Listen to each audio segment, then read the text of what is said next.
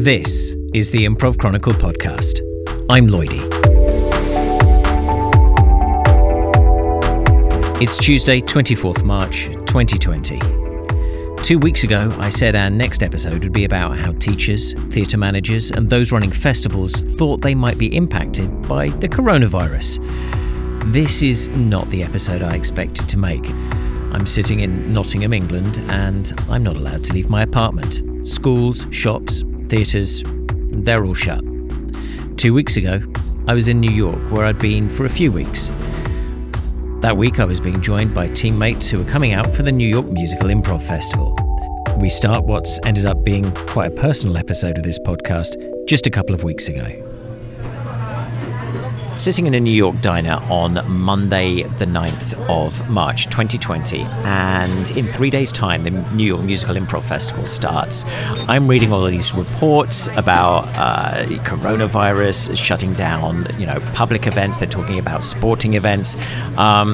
Sitting across from me, TJ Mannix, one of the two people behind the New York Musical Improv Festival.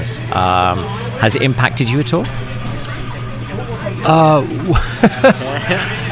It's just what you want to have 3 days before your festival to have to deal with a possible pandemic.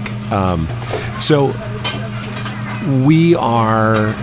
that's what we've spent this weekend doing is dealing with it, realizing that we know that the number of coronavirus cases are going to go up in the country because there haven't been any testing kits available.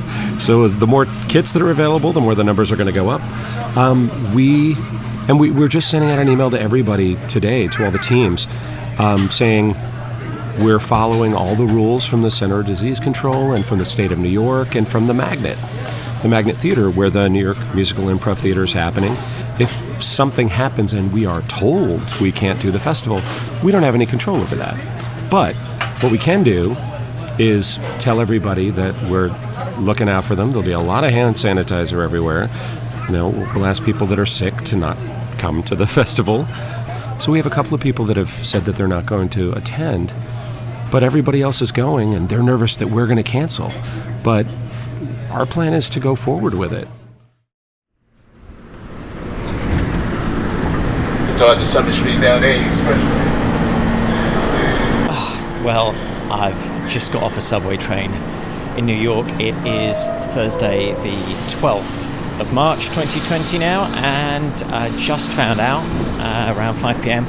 The New York Musical Improv Festival is cancelled.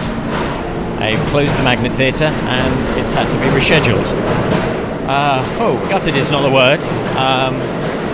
I've got 6 other teammates who've flown across from the UK to New York to be a part of this festival. And I'm just about to go and meet them now. And, wow. Yeah, I genuinely don't know what we're going to do. Well, things have moved fast. I'm in an Uber on my way to 54th Street with 2 of my teammates, Nikki and Jeanette, and some of the other teammates are in another Uber. A Chicago group has booked a space, a 50-seater on 54th Street, and they've kind of basically are putting on an alternative night to the festival now that it's not happening. I have no idea what this is going to be like. How are you guys feeling? Good. You've just called it alternative, but actually it's guerrilla, which I think is far more exciting. An element of danger, and we feel that really encapsulates what this whole thing has become. The festival it was not, but given the number of people gathering, it was well within the regulations set out by the New York authorities for gatherings on that day. We had somewhere appropriate and legal, where we could all go. Wow, holy cow, what a day. What a week for everybody, I'm sure. I'm glad everyone's here. Happy, healthy. Thank you for coming. The evening out. was great. People got to perform, and TJ and Robin, the 2 festival directors, were there. Clearly heartbroken for the performers. TJ addressed the crowd. At about 3:45 this afternoon, we got the word from the owners of the theater and from that everything had to shut down, and we were ready to do anything to make it work. And I know you all were too, because you're here. Yeah. And I'm doing everything I can to not lose it completely. As the performers moved on to a nearby bar, I spoke to the performer who organised the impromptu evening. My name is Drake Schrader. Live in Chicago, from Houston, Texas. What you did tonight was incredible. How did it come about? Unfortunately, through terrible circumstances. We have been sort of waiting with the coronavirus stuff on a lot of cancellations in New York. I'm sure everyone has been planning to be here for months before now. So we got here holding on to the hope that the festival wouldn't get canceled. It gets canceled at 4 o'clock today, 3:45. And so we're all in a room together and teary-eyed and about to break down, not sure what to do. And I was just like, let's do guerrilla warfare. Let's do old Cradle Will Rock, John Houseman and Orson Welles style. Let's do the show anyways, regardless, wherever we are. We had a lot of family in town, so we called a bunch of theaters. We got Shetler answered the phone, and they were like, someone is on the line right now canceling a room with 50 people, 50-person capacity. And I was like, don't hang up. Keep me on the line. And so I was able to book the room for 3 or 4 hours, and I posted a post. We started hitting up teams that we knew were going to be here still. And then, the support and show we had tonight, it was incredible. It was a real show of improvisers coming together in spite of circumstance, wasn't it? Absolutely. It's the best part about, I don't want to say that this is ever better than anything else, but it's making the most out of a situation that already was terrible. It feels so good to be able to still do it, still figure it out. People were glad to have the chance to get together. We were still in pre-lockdown days. The guidance was primarily about washing hands, not shaking hands. Bars were still open. No one was being told not to go to them. So people got together and they commiserated. My name's Isabella. I'm an improviser with Off-Key Improv. You had a fundraiser to get you guys here, so how are you feeling? Well, it's been a chaotic day.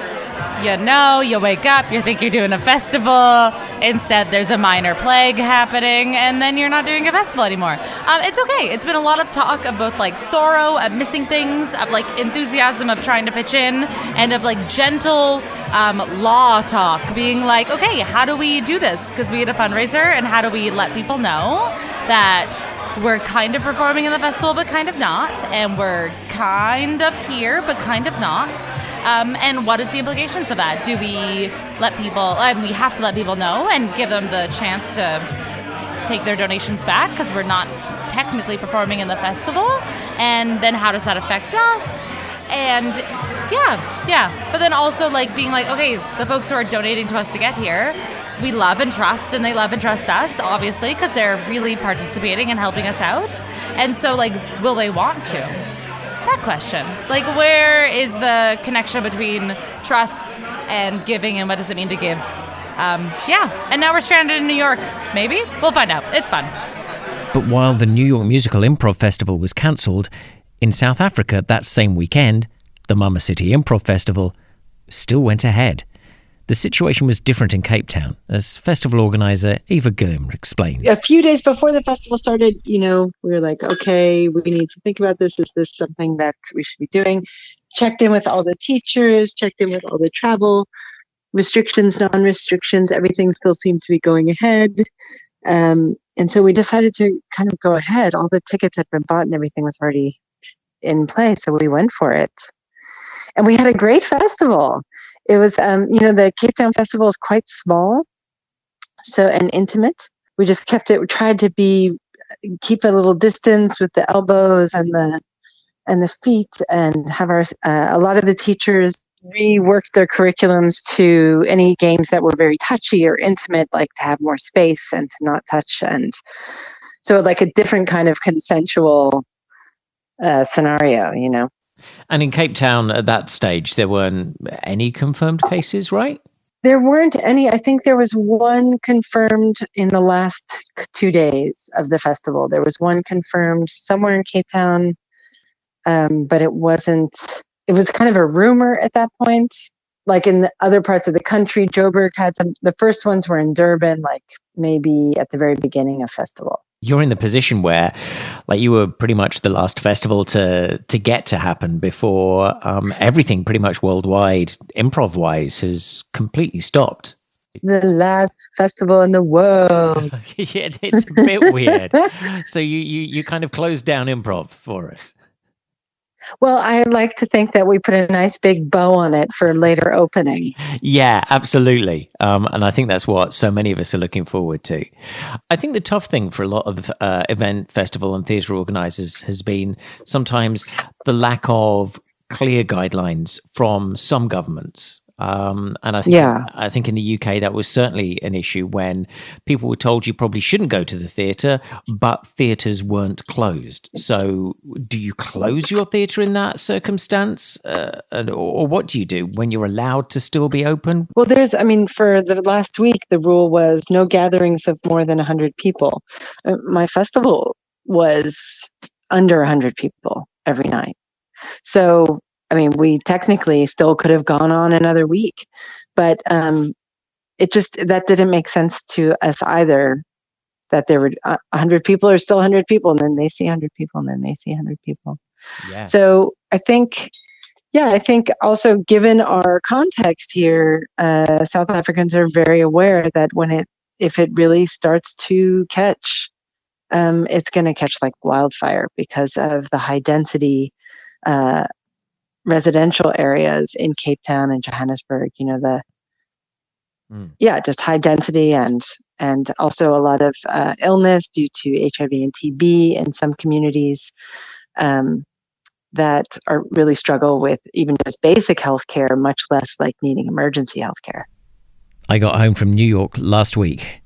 The past weekend, I had to talk about the festival that I'm co-artistic director of, the Robin Hood International Improv Festival, which was due to have its inaugural year this May.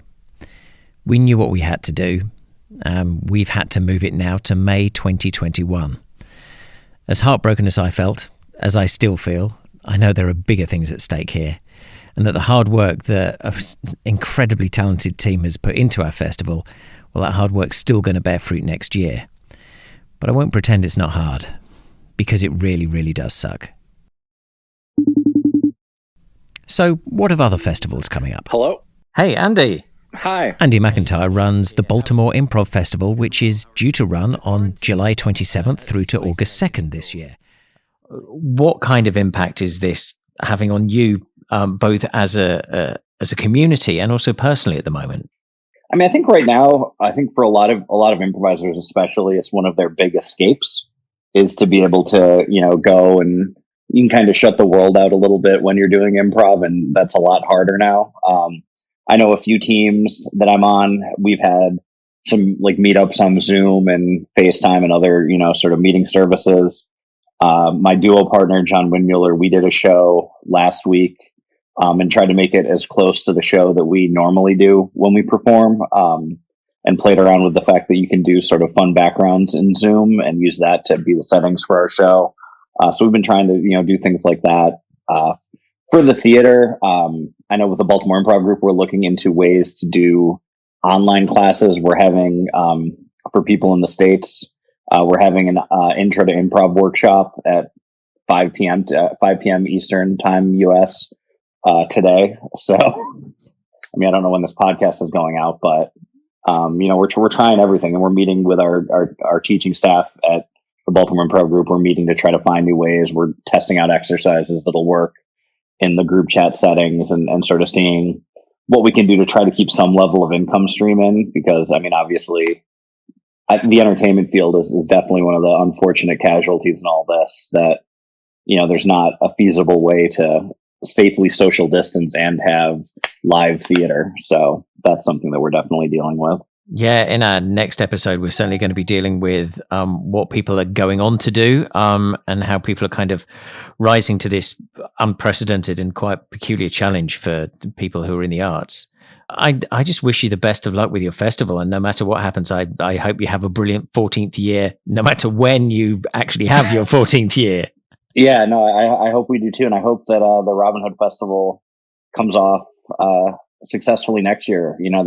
The first year of the festival is always, I think, the toughest one, and then the second year is where you sort of fix all the mistakes that you made the first year. And it takes a good, I think, 3 years to really sort of start getting into that groove of how things are going to work and all of that.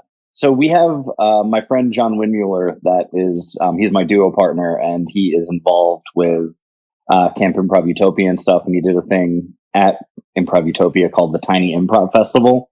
And we have an online version that's on Facebook. So if you Google the Tiny Improv Festival online edition, it's a Facebook group for improvisers to try to get together and post and share content. So I think that would be that's a cool thing for people to get involved in. And that seems to be a ray of light coming out of all this. If you want to still engage with improv during these new circumstances, there are opportunities. And as Eva explains, that's making the Cape Town scene feel closer to the global improv world. I think, one of the reasons we started the Mama City Improv Festival is that we're so isolated from everyone around the world, and it was an opportunity to bring teachers and get some input in improv and grow it here. But what's come out of the virus or the lockdowns everywhere is that improv is taking to the internet in a way like wildfire, really, really fast. Classes being available in this first week of lockdown in the UK, which means that we can now participate from here in things that we couldn't just 2 weeks ago, and which is why we needed a festival. So in a way, it's expanding our opportunities here in Cape Town and 100,000%, Next time on the Improv Chronicle podcast. The brave new improv world is online, and people are getting everything from coaching through to watching quality performers from online platforms. At a time when freelance artists and teachers are losing their regular salary, and where improv students and enthusiasts are losing their regular improv fix, what solutions does the internet provide? The Improv Chronicle podcast is produced and presented by me, Lloydie James Lloyd. Please subscribe and rate us on your favourite podcast app by going to ratethispodcast.com/Improv Chronicle. And if you have an idea for a future episode, go to improvchronicle.com.